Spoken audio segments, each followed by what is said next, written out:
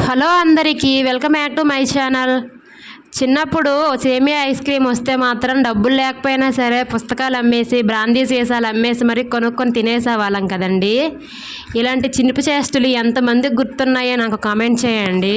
సేమియా ఐస్ను మన ఇంట్లోనే ఈజీగా తయారు చేసుకోవచ్చండి. అది ఎలాగంటే స్టవ్ పైన కడాయి పెట్టుకోవాలి, అందులోనూ కొంచెం సేమియా వేసుకొని బాగా వేయించుకోవాలండి. అది వేగిన తర్వాత అందులో పాలు వేసుకొని బాగా మరిగిన తర్వాత కొంచెం ఇలాచీ పౌడరు, ఇంకా కొంచెం మెత్తన పౌడర్లా చేసుకున్న జీడిపప్పు పౌడర్ని కూడా వేసుకోవాలండి. కొంచెం ఉడికించుకున్న తర్వాత స్టవ్ నుంచి పక్కకు దించేసుకోవాలి. బాగా చల్లారినాక ఇలా గ్లాసుల్లో వేసుకొని ఓవర్ నైట్ అంతా ఫ్రిడ్జ్లో పెట్టుకోవాలండి. మార్నింగ్ అయ్యేసరికల్లా సేమియా ఐస్ అయితే రెడీ అయిపోతుంది. చూడండి, మా బాబుకి ఇచ్చాను. ఎలా ఉందిరా అంటే బాగుందని చెప్పి తల ఊపుతున్నాడు. వాడికి నచ్చినట్టుంది, ఫుల్ ఖుషి అవుతున్నాడు.